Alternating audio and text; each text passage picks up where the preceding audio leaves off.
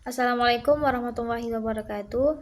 Saya Rara Fitriana. Di sini saya ingin membuat video UAS Geografi Islam yang berjudul Dunia Islam Perspektif Geografi dan Faktor-faktor Kemunduran Dunia Islam. Yang pertama kita di sini membahas tentang dunia Islam perspektif geografi. Yang pertama, dunia Islam merujuk pada negara-negara Muslim yang secara geografis mayoritasnya penduduknya memeluk agama Islam. Mereka meski memiliki kesamaan dalam hal agama, negara-negara Islam memiliki keragaman budaya, sosial, politik, dan aliran keagamaan, terutama antara kelompok Sunni dan Syiah. Sekitar 85% Muslim dunia merupakan penganut Sunni, sedangkan sisanya Syiah, dengan Iran sebagai pusat Syiah terbesar. Selanjutnya, perkembangan awal dunia Islam dimulai dari Jazirah Arab Timur Tengah, kemudian menyebar ke Afrika, Eropa, dan Asia. Selama berabad-abad, peradaban Islam berkembang pesat dan meninggalkan pengaruh besar di dunia, terutama di Eropa seperti Spanyol, Portugal, dan Perancis. Namun, seiring waktu, kejayaan Islam mulai meredup setelah runtuhnya Bani Abbasiyah, dan kawasan Islam mulai dikuasai oleh kekuatan-kekuatan besar seperti Turki Utsmani, Safawi, dan Mughal. Pada abad ke-18 dan ke-19, kekuatan Eropa semakin besar, ditandai dengan revolusi industri dan berbagai penaklukan wilayah Muslim. Negara-negara Islam kemudian banyak yang jatuh ke tangan penjajah Eropa. Ia menguasai hampir seluruh wilayah Muslim kecuali beberapa negara seperti Turki, Afghanistan, dan sebagian Jazirah Arab. Selanjutnya, definisi dunia Islam memiliki dua pandangan. Yang pertama, versi Barat. Versi Barat mengacu kepada semua masyarakat Muslim di dunia tanpa mempertimbangkan status politik atau kekuatan populasi Muslim dalam suatu negara. Yang kedua, versi Islam mengacu pada wilayah yang penduduknya mayoritas Islam lebih dari 50%, atau memiliki pemerintahan dengan pimpinan Muslim dan menerapkan syariat Islam. Contoh negara dengan populasi Muslim besar tetapi bukan mayoritas adalah India dan Cina. Di India, jumlah Muslim mencapai 172 juta jiwa atau 14,2% dari populasi. Sedangkan di Cina sekitar 21,6 juta jiwa atau 1,6% dari populasi. Sementara itu, negara-negara seperti Arab Saudi, Mesir, dan Indonesia merupakan contoh negara yang sesuai dengan definisi dunia Islam secara ideal. Namun demikian, penerapan nilai-nilai Islam dalam kehidupan bernegara di berbagai negara Muslim sangat beragam. Banyak negara Muslim tidak sepenuhnya menjalankan syariat Islam dalam sistem pemerintahannya karena dipengaruhi oleh berbagai faktor politik, budaya, dan sejarah. Selanjutnya, kedudukan geografis negara Islam. Secara geografis, negara-negara Islam terbesar di kawasan Asia dan Afrika. Kawasan ini membentang dari Samudra Atlantik di barat hingga Lautan Hindia di timur. Dengan jarak sekitar 18 km, sebagian besar negara Islam berada di kawasan strategis dunia, yaitu Timur Tengah, Afrika Utara, dan Asia Tenggara. Berada di sekitar lintang 50 derajat laut lingkar utara hingga 10 derajat lingkar selatan. Negara-negara Muslim ini memiliki posisi strategis baik dari segi letak geografis maupun kekayaan sumber daya alam. Oleh karena itu, banyak dari wilayah ini menjadi incaran bangsa-bangsa imperialis di masa lalu seperti Inggris, Prancis, Belanda, Spanyol, dan lain-lain. Beberapa negara Islam yang pernah dijajah antara lain Portugal, Mozambik, Spanyol, Maroko, Filipina, Inggris, Malaysia, India, Mesir, Sudan, Nigeria, Irak, dan lain-lain. Selanjutnya Prancis, Maroko, Aljazair, Tunisia, Syria, Lebanon. Belanda, Indonesia, Italia, Libya, Somalia, Rusia, Siberia, Asia Tengah, dan Crimea. Dampak dari penjajah ini sangat besar bagi perkembangan sosial, politik, dan ekonomi negara-negara Islam hingga saat ini. Negara-negara Muslim yang kaya sumber daya sering menjadi incaran Barat, sedangkan negara-negara yang menjadi korban konflik internal dan eksternal. Lebih dari sepertiga wilayah Asia merupakan wilayah negara-negara Muslim.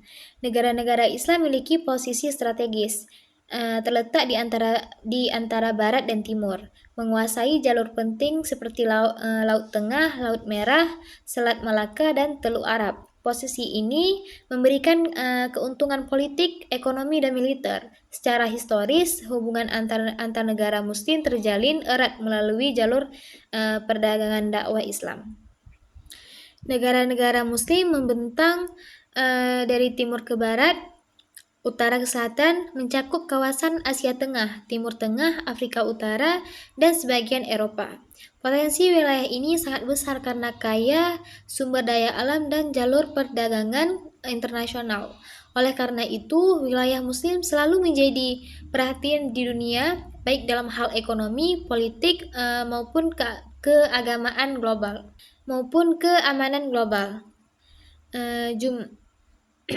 Jumlah negara Muslim, agama Islam merupakan salah satu agama dengan pertumbuhan penganut terbesar di dunia.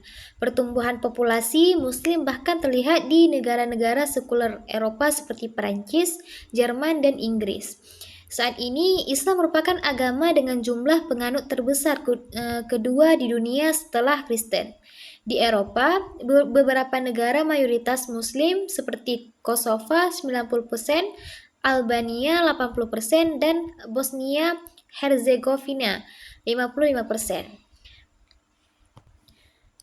Dan menurut Pew Research Center 2015, terdapat sekitar 50 negara mayoritas Muslim di dunia.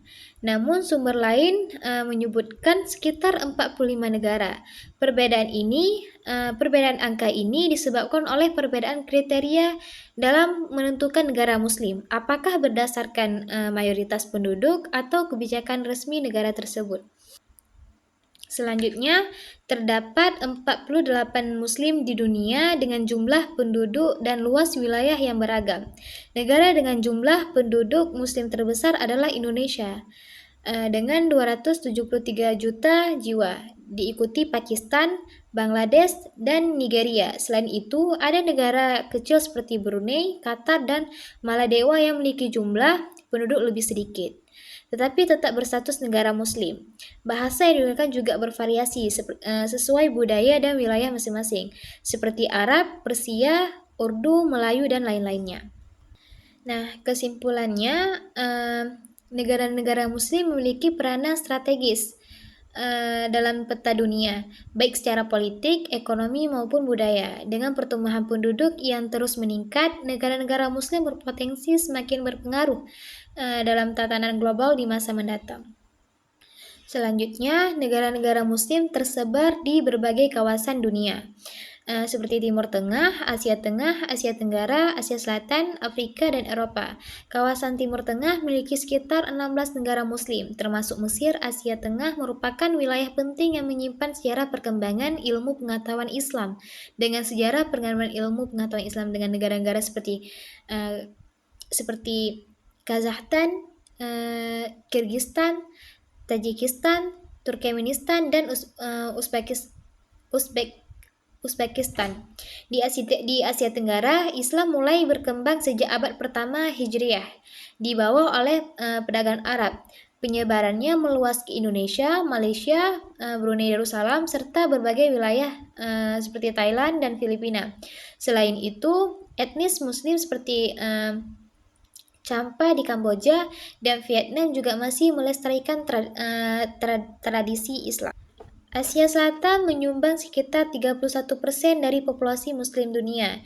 Negara-negara Muslim di kawasan ini meliputi Pakistan, Bangladesh, Afghanistan, Maladewa, dan India. Diperkirakan India akan menjadi negara dengan jumlah muslim terbesar pada tahun 2050 mendatang.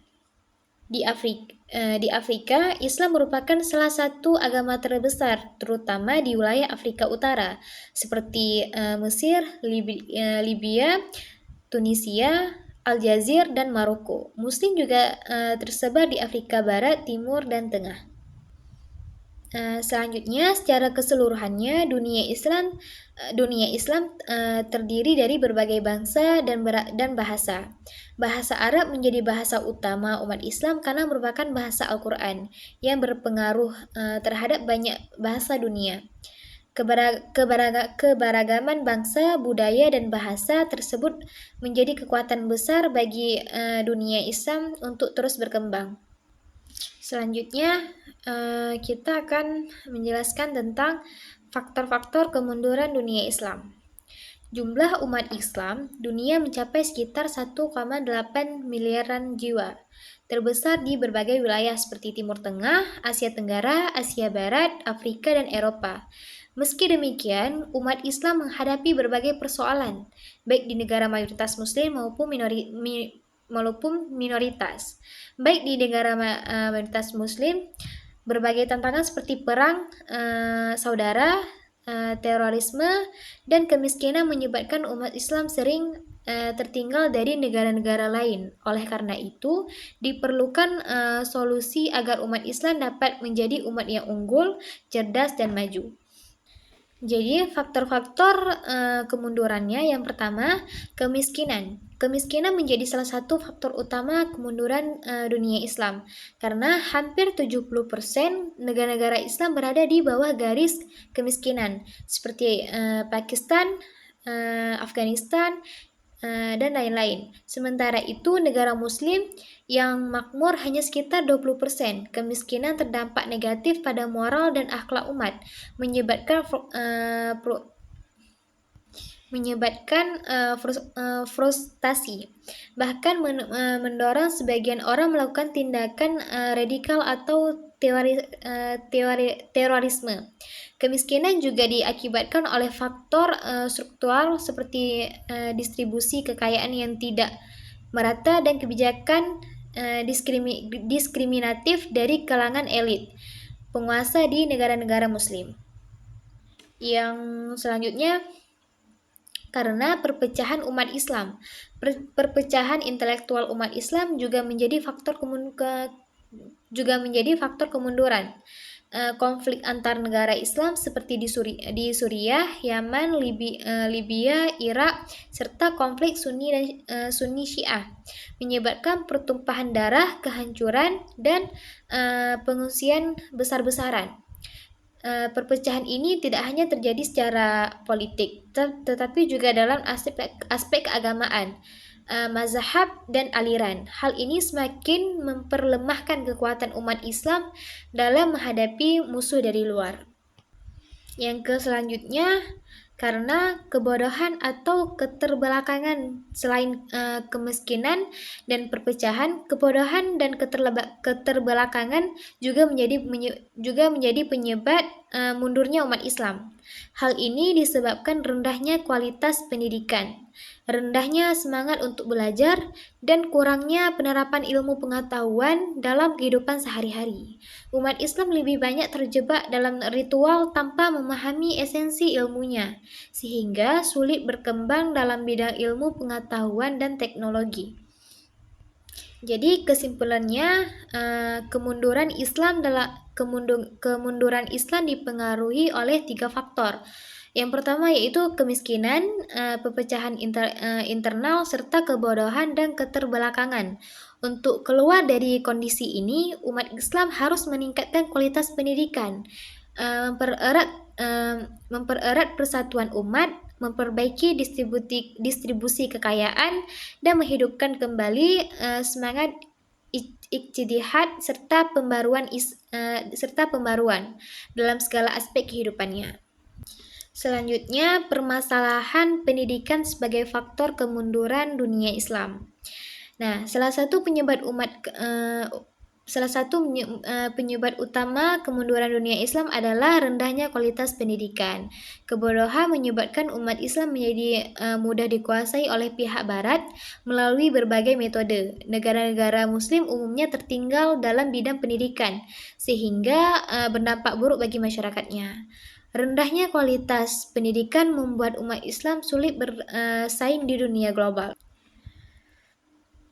Kemajuan suatu bangsa ditentukan oleh pendidikan. Sayangnya, pendidikan di negara-negara Muslim belum menjadi prioritas utama. Banyak lembaga pendidikan belum diminati masyarakat, dan anggaran pendidikan pun seringkali tidak memadai. Contohnya seperti Indonesia, di mana pendidikan Islam kurang mendapat perhatian serius. Contohnya di Afrika. Contohnya Ghana, meskipun memiliki populasi Muslim yang besar, angka buta huruf masih tinggi, menunjukkan lemahnya pendidikan. Bahkan di negara Arab sendiri, angka huruf buta masih tinggi. Permasalahan pendidikan Islam bersifat kompleks, salah satunya karena adanya dikotomi ilmu agama dan ilmu umum. Lembaga pendidikan Islam seringkali lebih fokus pada hafalan dan pengajaran agama tanpa integrasi dengan kebutuhan dunia modern. Hal ini dipengaruhi oleh pandangan keliru bahwa pendidikan Barat adalah produk penjajah, sehingga ada sikap menolak terhadap modernisasi pendidikan.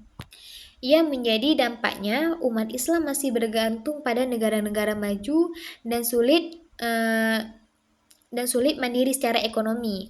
Oleh karena itu, diperlakukan pembaruan sistem pendidikan Islam yang menyatu dengan dunia kerja agar lulusan